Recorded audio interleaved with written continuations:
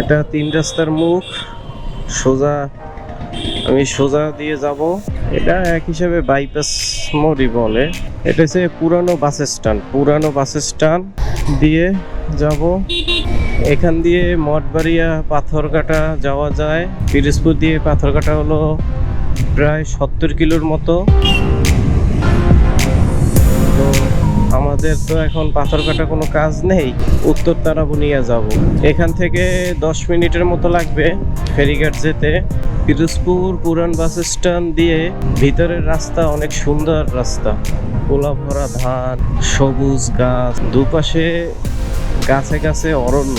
আর রাস্তাটাও পিচ ঢালাইটাও অনেক সুন্দর, মানে গাড়িটা চালিয়ে খুব আরাম ফিল লাগতেছে। প্রতিটা রাস্তা যদি এরকম সুন্দর হতো তাহলে কত না যে ভালো লাগতো। গাড়িরও 2 দিন পর পর সার্ভিস করানো লাগতো না, গাড়িও ভালো থাকতো, গাড়ির শরীর স্বাস্থ্যও ভালো থাকতো, আর যে গাড়ি চালায় সে ড্রাইভারের শরীর স্বাস্থ্য ভালো থাকতো। কারণ ঝাঁকি নাই। এখন 45-50-এ চালাচ্ছি, খুবই আস্তেই চালাচ্ছি। রাস্তা ভালো এই কারণে বুঝতে পারতেছি না। গাড়ি তো রাস্তা ভালোর কারণে আরো স্পিড উঠতে চায়, কিন্তু গাড়ি তো স্পিড উঠলেই তো উঠানো যাবে না। নিজের নিরাপত্তা সেফটিকে বজায় রেখেই তো আমার গাড়ি চালাতে হবে। দেখা যায় আমার দিকে আমার ফ্যামিলিটা চেয়ে আছে, আর আমি যদি বেপরোয়াভাবে অসতর্কভাবে যদি গাড়ি চালাই তাহলে কেমন হবে।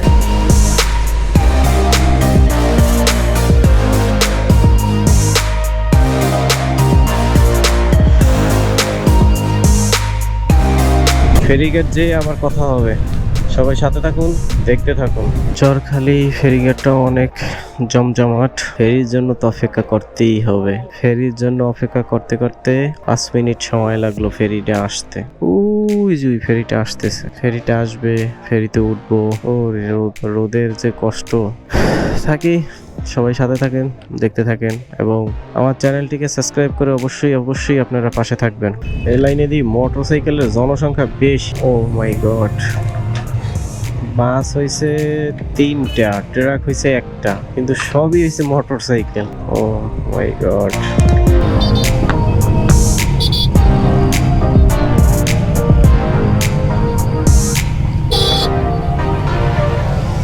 আমরা চরখালি ফেরিতে আসছি। ফেরি নদীটার নাম হচ্ছে কসা নদী।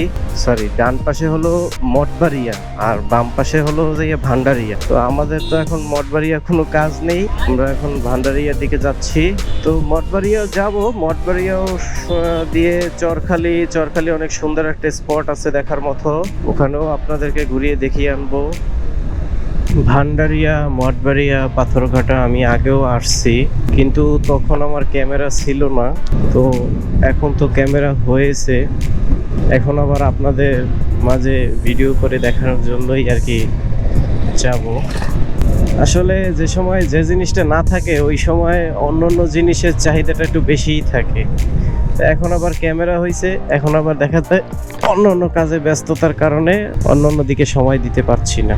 যাই হোক, যাই হোক, ঝড় তুফান বন্যা সিডর যাই হোক না কেন, আমি আপনাদেরকে কথা দিয়েছি, কথা রাখবো। কেউ যদি ভান্ডারিয়া থেকে বরিশালে যান, এখান থেকে প্রায় 58 কিলো রাস্তা, তাও প্রায় 1.5 ঘন্টার মতো লাগবে যেতে। ও আগে ওই পাশে একটা ব্রিজ ছিল, আনোয়ার মঞ্জু স্যারের ইকো পার্ক, তো ওই ব্রিজ তো বন্ধ হয়ে গেছে। এই পেশ দিয়ে নতুন করে ব্রিজটা করেছে।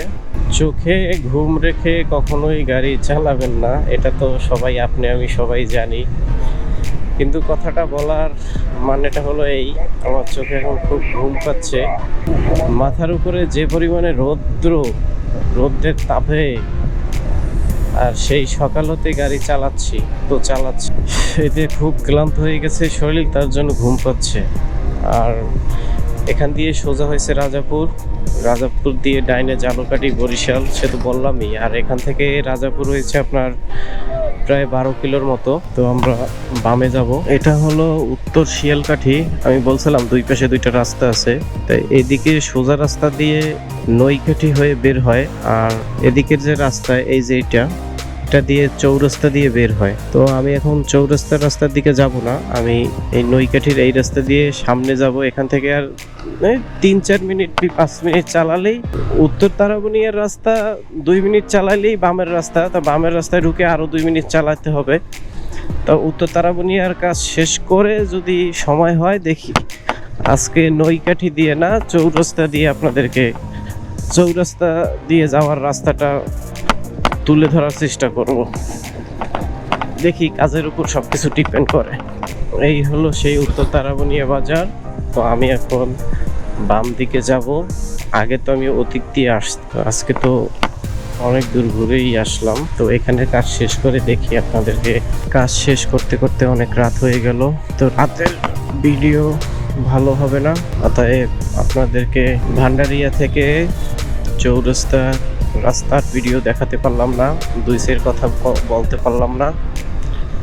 তো নেক্সটে আবার সুযোগ হলে আপনাদেরকে ভিডিও দেখাবো এবং দুইসের কথা বলবো।